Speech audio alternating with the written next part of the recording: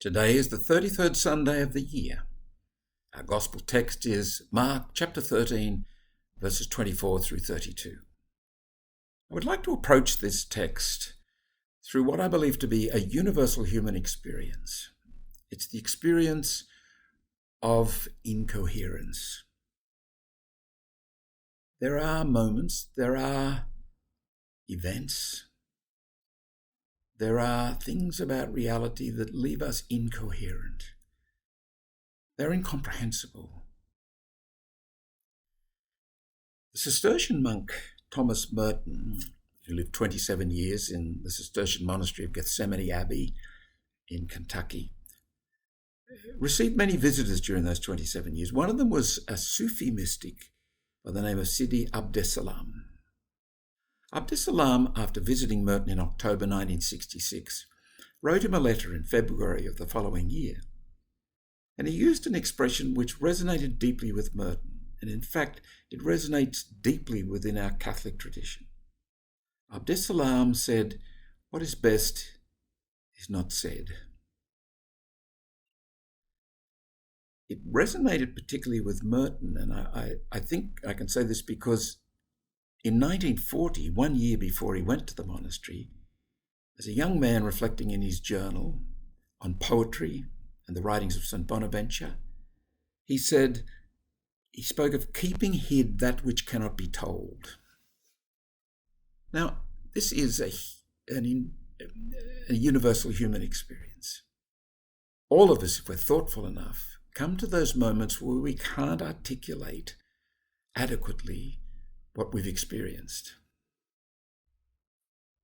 Take, for example, a loving experience. I'm not talking about a shallow infatuation. I'm talking about a deep, caring relationship of one human being for another.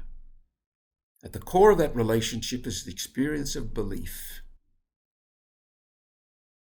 a belief that cannot be adequately articulated.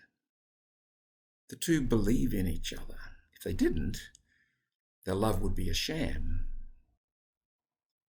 If they do try to express that belief in words and speak of the beloved and their belief in the beloved, they'll quickly discover the poverty of language, the inadequacy of what they're saying. It can be embarrassing. There is, I would suggest in passing, a hint of the ineffable here, the human experience of the ineffable. That which is so utterly profound, it leaves us speechless. Our experience of belief in Jesus Christ bears this same dynamic, this same structure. St. Paul talks about being taken hold of. He says that in Philippians chapter 3, verse 12, which reminds us of something important about the experience of belief in the sense in which we're speaking about. It's not so much something that we come to by reasoned argument, as if it was a conclusion to a syllogism. Rather, it comes to us. It overtakes us. We realize, we discover. And if we try to explain it, again, we'll have the experience of incoherence. We can't explain it. We can speak about it, and we must. The sacred scriptures speak of it. St. Paul speaks of it a lot.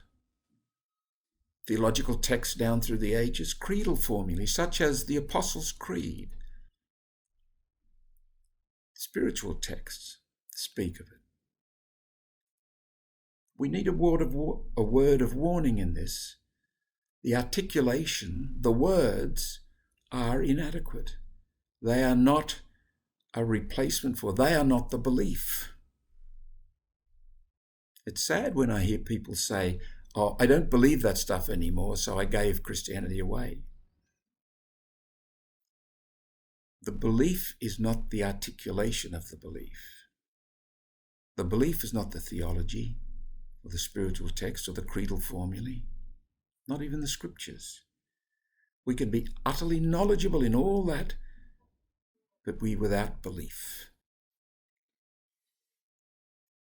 Belief comes with an encounter with the risen Lord, Christian belief. when we are taken hold of.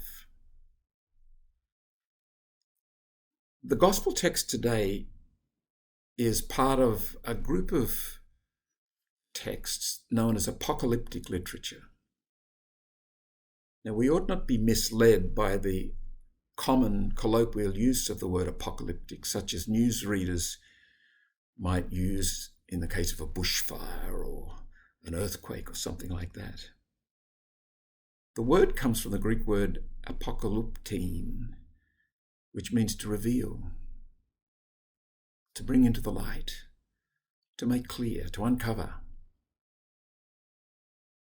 Christian apocalyptic literature, such as we have in Mark's Gospel today, is about making clear, uncovering, bringing to light the glory of God in and through Jesus, who is the Christ. Again, it's more about process than content. If we get caught up in all the content, the images, the predictions, we can be very, very confused. If we hear this and participate in this text as process, as an attempt to point to the unspeakable, incoherence of it all must be remembered. So when we read today's text, we can read it, quite literally, as an incoherent articulation of the truth of the glory of God being made manifest in Jesus, and that which therefore excites our expectation and our belief in something much more than we can see or hear or even imagine.